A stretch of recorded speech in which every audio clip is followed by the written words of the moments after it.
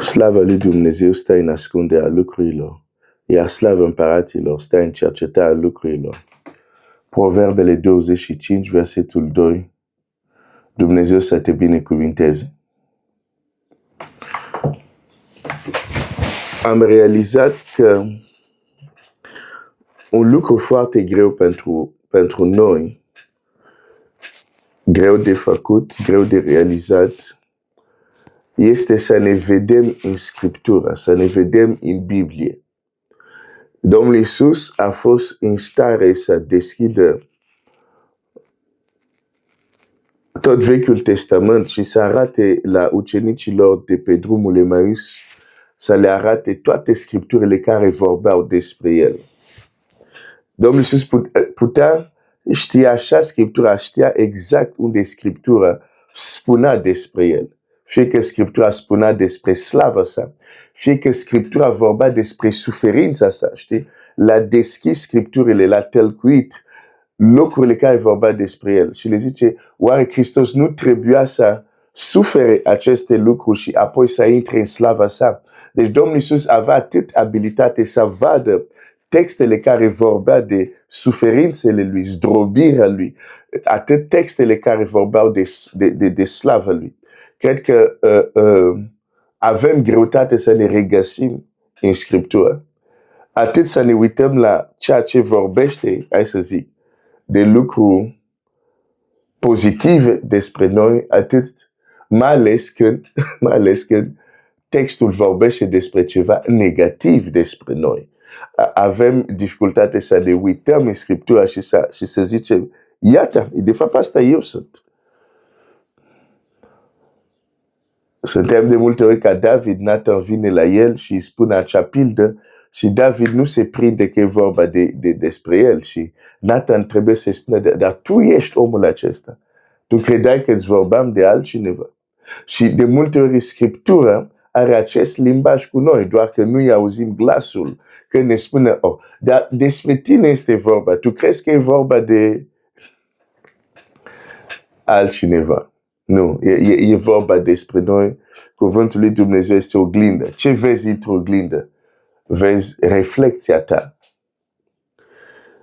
Poate la lucrurile bune ne este mai ușor să ne vedem reflecția. Deși uneori nici acolo nu vedem. Dar la lucrurile mai puțin bune, mai greu să vedem. Când Domnul Iisus spune această pildă, piatra care au lepădat-o zidar, ne este ușor să arătăm cu degeți farisei din text. Dar farisei nu mai trăiesc. Cel puțin cei de atunci. Bine, sunt și farisei noi, că au și ei urmași. Am fost și eu unul din urmașii lor.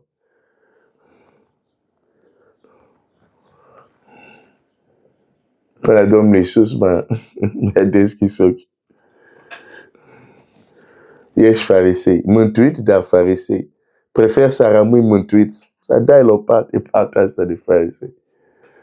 Eram cu legea. Când m-am întors la Dumnezeu, de dorință, de zel, de a fi plăcut cu Dumnezeu, eram cu legea. Și dacă cineva nu respecta standardul legii care l-aveam eu în cap, nu era un creștin adevărat. Poate cineva se recunoaște. În fine. Deci, piatra care au lepădat-o zidar nu este doar vorba de farisei. Este foarte actual și în zilele noastre. Dar nu ne este ușor să ne vedem în oglinda Scripturii. Dar astăzi, acest cuvânt e la fel de valabil. Astăzi vreau să ating, să zic, pentru că am plecat de undeva. Am vorbit o bună perioadă despre taina adversități și de fapt vreau să vorbesc despre cum se învinge adversitatea și m-am dat seama că trebuie să mă opresc să vorbesc despre piatra ca le padatozi, da. Pentru că astăzi, da, nu, astăzi, da, hai să zic ideea în mare, sper să o reușesc, poate mâine sau poate săptămâna viitoare. Astăzi, una din probleme care le avem, când vrem să confruntăm adversitate, am lepădat piatra de capătii. Da, cu ajutorul lui Dumnezeu ajungem acolo. Azi dimineața vreau să împărtășesc un exemplu, un om din Scriptură care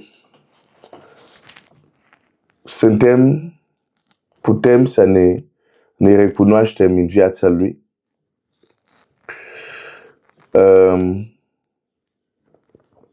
Și acest om, cum să zic, este și reflectul nostru dacă știm să citim printre rânduri.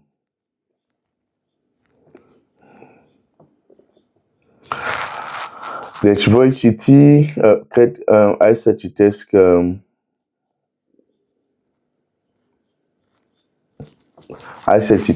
pentru că întâmplarea asta o găsim și în Marcu și în Luca, dar hai să citesc în Luca 8 și apoi să trag o concluzie sau să arăt un anumit lucru și o să fie pentru astăzi. Asta. Luca 8, versetul 49. Pe când vorba el încă, vine unul din casa fruntașului sinagogii și spune: fiica ta a murit, nu mai supăra învățătorul. Dar Iisus, când a auzit lucrul acesta, a zis fruntașului sinagogului: nu te teme, crede numai și va fi tămăduită. Nu te teme, crede numai. E probabil cineva în această dimineață ai nevoie de acest cuvânt. Nu te teme, crede numai. Crede numai. Poate vorba de tămăduire, eliberare, răspunsul la Dumnezeu, călăuzire. Nu te teme, crede numai. Aici Iair, un fruntaș al sinagogă. Un fruntaș de sinagogă. Se precizează în Scriptura fruntaș de sinagogă. Okay. Am un respect pentru fruntaș de sinagogă, dar unul din lucruri, de exemplu, printre care nu apreciez la fruntaș de sinagogi, este că Domnul Iisus face o minune. Fruntașul unei sinagogi s-a supărat. A sărit muștarul. Venit în alte zi, nu în ziua sabatului s-a vindecat, ca și cum el ar fi vindecat în celelalte zile. Fruntaș de sinagogi. Eu când văd că unii credincioși se supără când cineva este eliberat, când cineva este vindecat,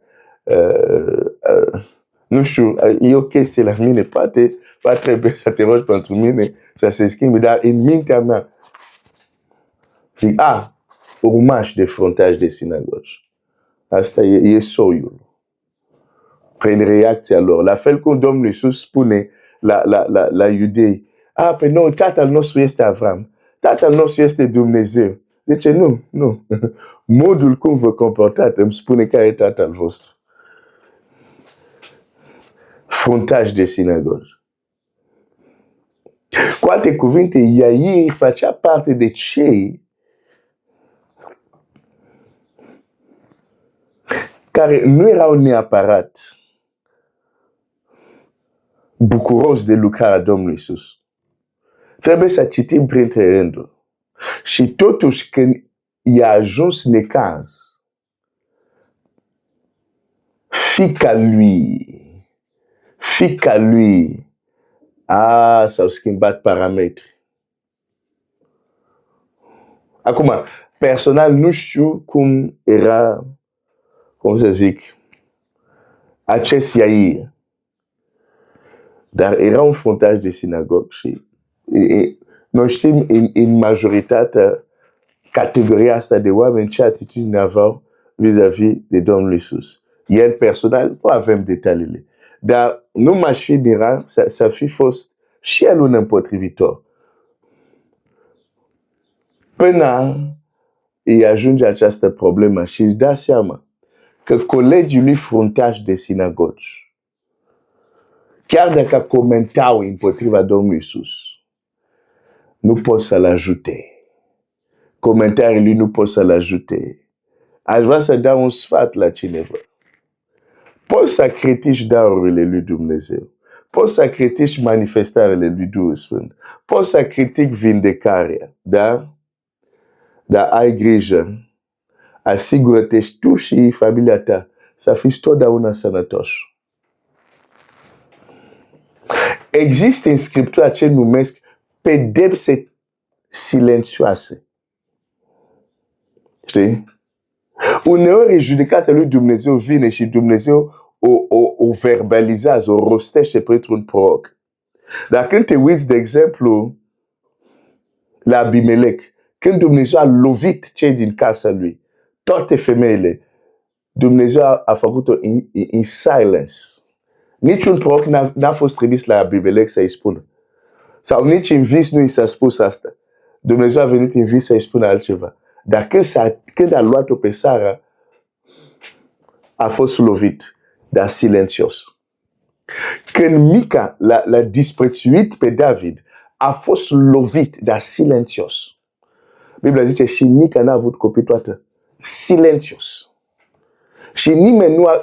Noi cititori din Scriptură știm de ce Mica n-a avut. Dar Mica, probabil ea nu a știut niciodată.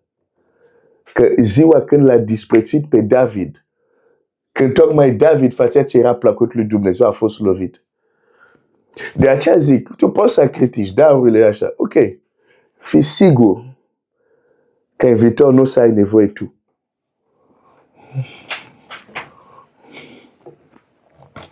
Pentru că iată acum acest fruntaș de sinagogi își da seama că comentariile care făceau ceilalți colegi împotriva lui Iisus n-au cum să ajute pe fata lui.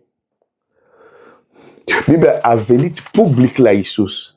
Nu era un lucru ușor. Mai ales că cei din categoria lui erau împotriva lui Iisus. Și chiar dacă el nu era, de ce crezi că un om cum este cum îl cheamă, Nicodim, de ce crezi că a venit de noapte? De ce crezi că a venit așa pe ascuns? Dar iată, situația era așa de gravă. Pentru că atunci când ea pleacă de acasă, fata lui nu a murit încă. Tragea să moară. Dar văd că deja timpul e înaintat. Ok, hai să... No. O să opresc aici ca să continui liniștit. Înseamnă că ce vreau să împărtășesc mine va fi pentru săptămâna viitoare. Dar partea asta nu vreau să o grabesc. Continuăm liniștit. Pentru că poate ar trebui să ne recunoaștem și în Iair. Dar continuăm cu Iair mâine. Dumnezeu să te binecuvinteze.